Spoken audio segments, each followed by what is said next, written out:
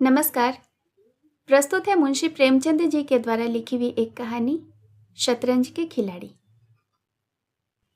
इस कहानी की रचना मुंशी प्रेमचंद जी ने 1924 ईस्वी में की थी।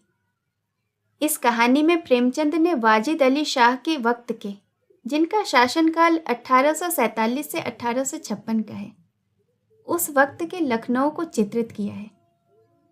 भोग विलास में डूबा हुआ यह शहर राजनीतिक सामाजिक चेतना से शून्य है। लखनऊ में लोग विलासिता में डूबे हुए हैं। समाज का ऊपरी तबका घोर आत्म केंद्रित है। यह पतनशील सामंतवाद का जीवंत चित्र प्रस्तुत करने वाली रचना है। इस कहानी के मुख्य किरदार मिर्जा सज्जाद अली और मीर रोशन शतरंज के धुरंधर खिलाड़ी हैं। तो आइए सुनते हैं शतरंज के खिलाड़ी। एक अनुरोध, अगर आपने अब तक मेरा चैनल नहीं सब्सक्राइब किया है तो इसे प्लीज़ सब्सक्राइब कर लें और हाँ, साथ ही साथ बेल आइकन भी प्रेस करें ताकि मेरे द्वारा अपलोड की हुई कहानियाँ पहुँचे सबसे पहले आप तक। वाजिद अली शाह का समय था। लखनऊ विलासिता के रंग में डूबा हुआ था। छोटे बड़े, अमीर गरीब सभी विलासिता में डूबे हुए थे। कोई नृत्य और गान की मजलिस सजाता तो कोई अफीम की पीनखी के मजे लेता। जीवन के प्रत्येक भाग में आमोद प्रमोद प्रधान था। शासन विभाग में, साहित्य क्षेत्र में, सामाजिक व्यवस्था में, कला कौशल में, उद्योग धंधों में, आहार विहार में सर्वत्र विलासिता व्याप्त हो रही थी।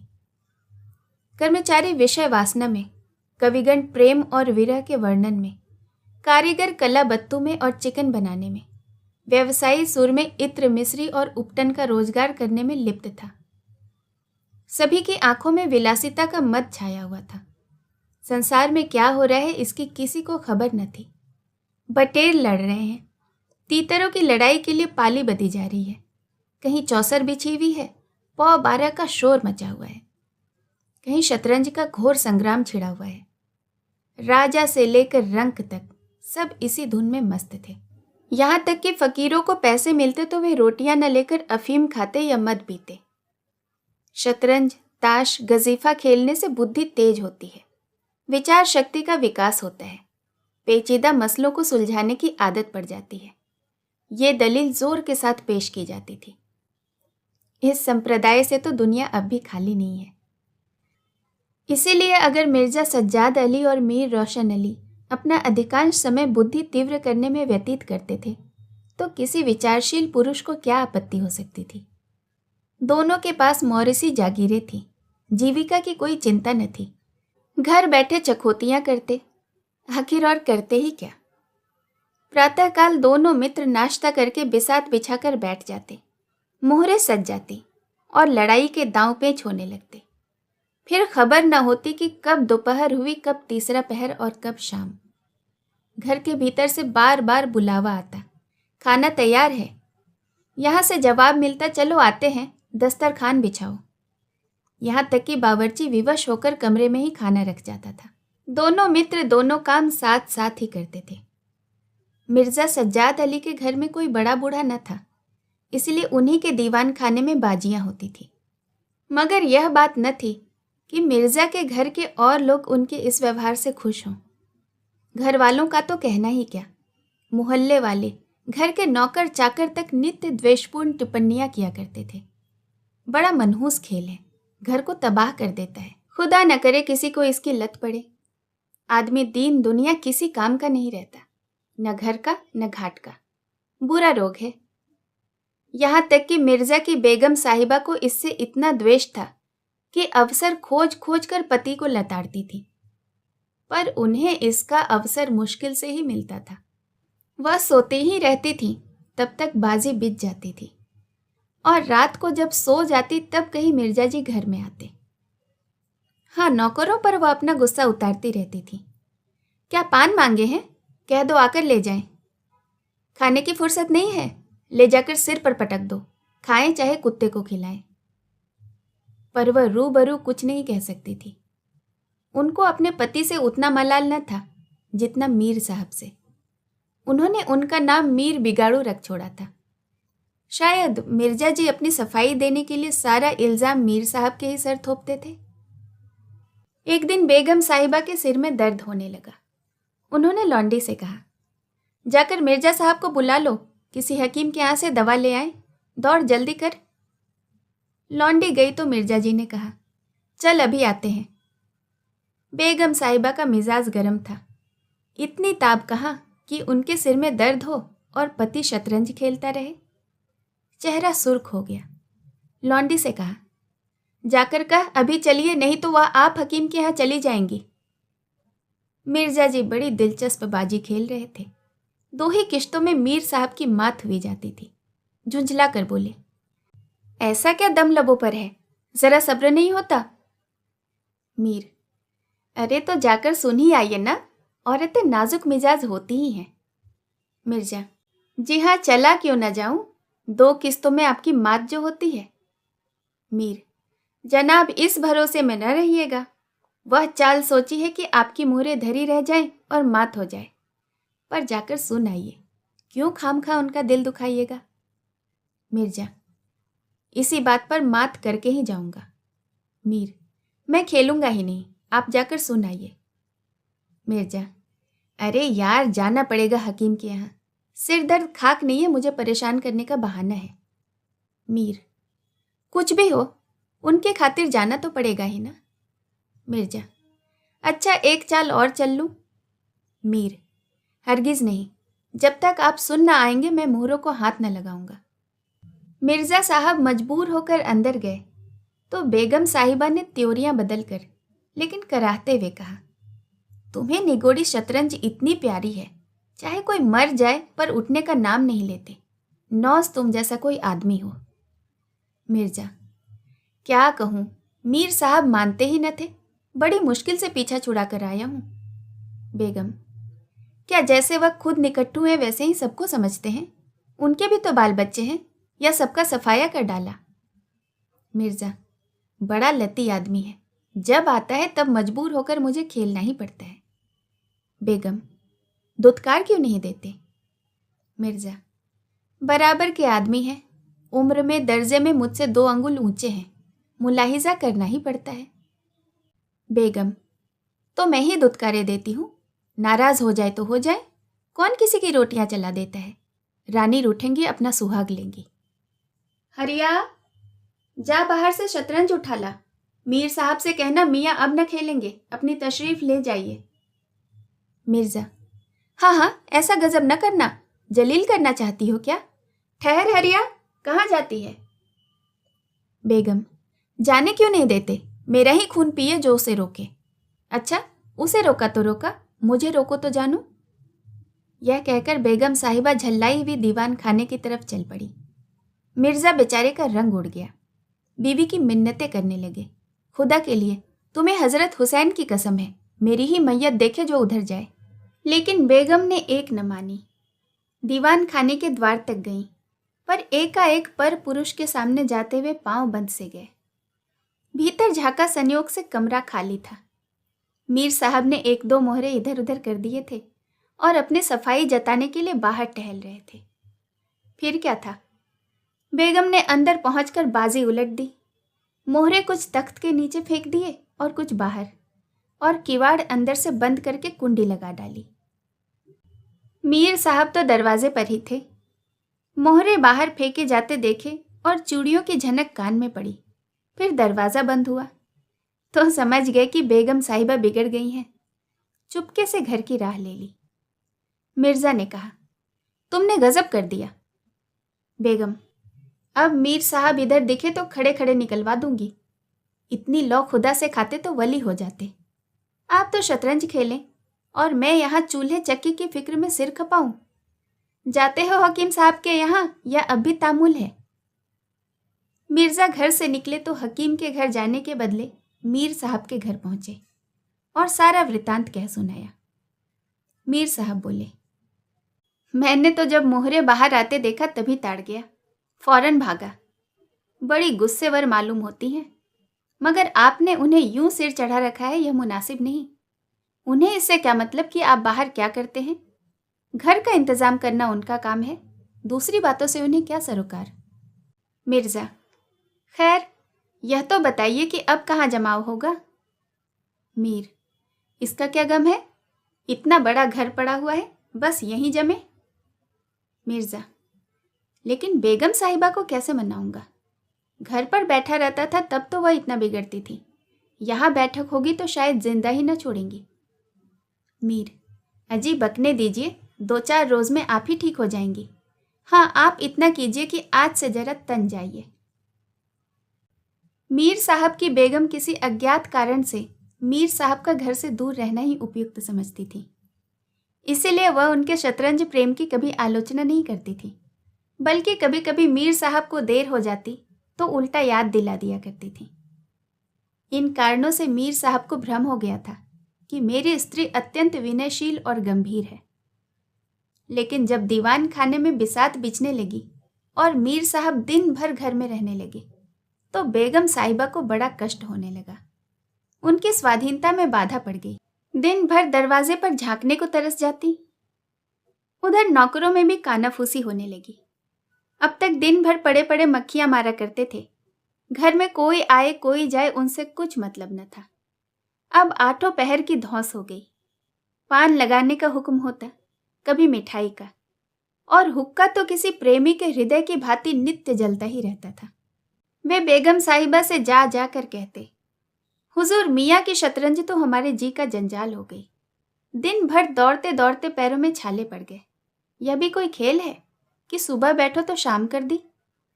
घड़ी आध घड़ी दिल बहलाव के लिए खेल खेल लेना बहुत है। खैर, हमें तो कोई शिकायत नहीं, हुजूर के गुलाम हैं, जो हुक्म होगा बजा ही लाएंगे। मगर यह खेल मनहूस है, इसका खेलने वाला कभी पनपता नहीं। घर पर कोई न कोई आफत जरूर आती है। यहाँ तक कि एक के पीछे मोहल्ले के मोहल्ले तबाह होते देखे गए हैं। सारे मोहल्ले में यही चर्चा रहती, हुजूर का नमक खाते हैं। अपने आका की बुराई सुन सुन कर रंज होता है, मगर क्या करें। इस पर बेगम साहिबा कहती हैं, मैं तो खुद इसको पसंद नहीं करती, पर वह किसी की सुनते ही नहीं, क्या किया जाए। मोहल्ले में भी जो 2-4 पुराने जमाने के लोग थे, आपस में भांति भांति की अमंगल कल्पनाएं करने लगे कि अब खैरियत नहीं। जब हमारे रईसों का यह हाल है तो मुल्क का खुदा ही हाफिज है। यह बादशाहत शतरंजों के हाथों तबाह होगी, आसार बुरे हैं। राज्य में हाहाकार मचा हुआ था। प्रजा दिन दहाड़े लूटी जाती थी, कोई फरियाद सुनने वाला न था। देहातों की सारी दौलत लखनऊ में खिंची आती थी और वह वेश्याओं में, भांडों में और विलासिता के अन्य अंगों की पूर्ति में उड़ जाती थी। अंग्रेज कंपनी का ऋण दिनों दिन बढ़ता जाता था। कमली दिन दिन भीग कर भारी होती जाती थी। देश में सुव्यवस्था न होने के कारण वार्षिक कर भी वसूल न होता था। रेजिडेंट बार बार चेतावनी देता था, पर यहाँ तो लोग विलासिता के नशे में चूर थे, किसी के कानों पर जूं तक न रेंगती थी। खैर, मीर साहब के दीवान खाने में शतरंज होते होते कई महीने गुजर गए। नए नए नक्शे हल किए जाते, नए नए किले बनाए जाते, नित्य नई व्यूह रचना होती। कभी कभी खेलते खेलते झड़प हो जाती, बात तू तू मैं तक आ पहुंचती, पर शीघ्र ही दोनों मित्रों में मेल हो जाता था। कभी कभी ऐसा भी हो जाता कि बाजी उठा दी जाती थी। मिर्जा जी रूठ कर अपने घर चले जाते, मीर साहब अपने घर में आकर बैठ जाते, पर रात भर की निद्रा के साथ ही सारा मनोमालिन्य शांत हो जाता। प्रातःकाल दोनों मित्र दीवान खाने में आ पहुंचते थे। एक दिन दोनों मित्र बैठे हुए शतरंज की दलदल में गोते खा रहे थे कि इतने में घोड़े पर सवार एक बादशाही फौज का अफसर मीर साहब का नाम पूछता हुआ आ पहुंचा। मीर साहब के होश उड़ गए। यह क्या बला सिर पर आई? यह तलबी किस लिए हुई? अब खैरियत नहीं नजर आती। घर के दरवाजे बंद कर लिए। नौकरों से बोले, कह दो घर में नहीं है। सवार, घर में नहीं है तो कहाँ है? नौकर, यह मैं नहीं जानता, क्या काम है? सवार, काम तुझे बताऊंगा, हुजूर में तलबी है, शायद फौज के लिए कुछ सिपाही मंगाए गए हैं। जागीरदार हैं कि दिल लगी, मोर्चे पर जाना पड़ेगा तो आटे दाल का भाव मालूम हो जाएगा। नौकर, अच्छा तो जाइए, कह दिया जाएगा। सवार, कहने की बात नहीं है, मैं कल खुद आऊँगा, साथ ले जाने का हुक्म है। सवार चला गया। मीर साहब की आत्मा कांप उठी। मिर्जा जी से बोले, कहिए जनाब, अब क्या होगा? मिर्जा, बड़ी मुसीबत है, कहीं मेरी भी तलबी न हो। मीर, कमबख्त कल फिर आने को कह गया है। मिर्जा, आफत है और क्या, कहीं मोर्चे पर जाना पड़े तो बेमौत मरे। मीर, बस यही एक तदबीर है कि घर पर मिलो ही नहीं। कल से गोमती पर कहीं वीराने में नक्शा जमे, वहां किसे खबर होगी? हजरत आप लौटकर चले जाएंगे। मिर्जा, वल्लाह आपको खूब सूझी, इसके सिवाय और कोई तदबीर ही नहीं है। इधर मीर साहब की बेगम उस सवार से कह रही थी, तुमने तो खूब रंग जमाया। सवार ने कहा, ऐसे गवादियों को तो चुटकी पर नचाता हूं, इनकी सारी अकल और हिम्मत तो शतरंज ने चढ़ ली है, अब भूल कर भी घर पर न रहेंगे। दूसरे दिन से दोनों मित्र मुंह अंधेरे घर से निकल खड़े होते। बगल में एक छोटी सी दरी दबाए, डिब्बे में गिलौरिया भरे, गोमती पार एक पुरानी वीरान मस्जिद में चले जाते, जिसे शायद नवाब असफुद्दौला ने बनाया था। रास्ते में तमाकू, चिलम, मदरिया ले लेते और मस्जिद पहुंचकर दरी बिछाकर हुक्का भरकर शतरंज खेलने बैठ जाते। फिर उन्हें दीन दुनिया की फिक्र न रहती। किश्त, शह आदि दो एक शब्दों के सिवाय उनके मुंह से कोई और वाक्य ही न निकलता था। कोई योगी भी समाधि में इतना एकाग्र न होता। दोपहर को जब भूख मालूम होती तो दोनों मित्र किसी ननबाई की दुकान पर जाकर खाना खा लेते और एक चिलम हुक्का पीकर फिर संग्राम क्षेत्र में डट जाते। कभी कभी तो उन्हें भोजन का भी ख्याल न रहता था। इधर देश की राजनीतिक दशा भयंकर होती जाती थी। कंपनी की फौजें लखनऊ की तरफ बढ़ी चली आती थी। शहर में हलचल मची हुई थी। लोग बाल बच्चों को लेकर देहातों में भाग रहे थे, पर हमारे दोनों खिलाड़ियों की इनकी जरा भी फिक्र न थी। वे घर से आते तो गलियों से होकर। डर था कि कहीं किसी बादशाही मुलाजिम की निगाह न पड़ जाए। हजारों रुपये सालाना की जागीर मुफ्त में ही हजम कर जाना चाहते थे। एक दिन दोनों मित्र मस्जिद के खंडहर में बैठे हुए शतरंज खेल रहे थे। मिर्जा की बाजी कुछ कमजोर थी। मीर साहब उन्हें किश्त पर किश्त दे रहे थे। इतने में कंपनी के सैनिक आते हुए दिखाई दिए। वह गोरों की फौज थी जो लखनऊ पर अधिकार जमाने के लिए आ रही थी। मीर साहब बोले, अंग्रेजों की फौज आ रही है, खुदा खैर करे। मिर्जा, आने दीजिए, किश्त बचाइए या किश्त। मीर, जरा देखना तो चाहिए, यहीं आड़ में खड़े हो जाएं। मिर्जा, देख लीजिएगा, जल्दी क्या है, फिर किश्त। मीर, तोप खाना भी है, कोई 5,000 आदमी तो होंगे। कैसे कैसे जवान हैं, लाल बंदरों के से मुंह, सूरत देखकर खौफ मालूम होता है। मिर्जा, जनाब हीले न कीजिए, ये चकमे किसी और को दीजिएगा, यह रही किश्त। मीर, आप भी अजीब आदमी हैं, यहाँ तो शहर पर आफत आई हुई है और आपको किश्त की सूझी है। कुछ इसकी भी खबर है कि शहर घिर गया तो घर कैसे चलेंगे? मिर्जा, जब घर चलने का वक्त आएगा तो देखा जाएगा, यह किश्त और बस, अब की शह में मात है। फौज निकल गई। 10 बजे का समय था। फिर बाजी बिछ गई। मिर्जा, आज खाने की कैसे ठहरेगी? मीर, अजी आज तो रोज़ा है, क्या आपको ज़्यादा भूख मालूम होती है? मिर्जा, जी नहीं, शहर में न जाने क्या हो रहा है। मीर, शहर में कुछ न हो रहा होगा, लोग खाना खाकर आराम से सो रहे होंगे। हुजूर नवाब भी ऐशगाह में होंगे।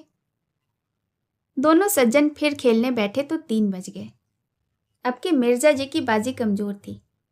4 का गजर बजा ही था कि फौज की वापसी की आहट मिली। नवाब वाजिद अली पकड़ लिए गए थे और सेना उन्हें किसी अज्ञात स्थान को ले जा रही थी। शहर में कोई हलचल न थी, न मार न काट, एक बूंद भी खून न गिरा। आज तक किसी स्वाधीन देश के राजा की पराजय इतनी शांति से, इस तरह खून बहाए बगैर न हुई होगी। यह वह अहिंसा न थी जिस पर देवगण प्रसन्न होते हैं। यह वह कायरपन था जिस पर बड़े बड़े कायर भी आंसू बहाते हैं। अवध के विशाल देश का नवाब बंदी चला जाता था और लखनऊ ऐश की नींद में मस्त था। यह राजनीतिक अंतःपतन की चरम सीमा थी।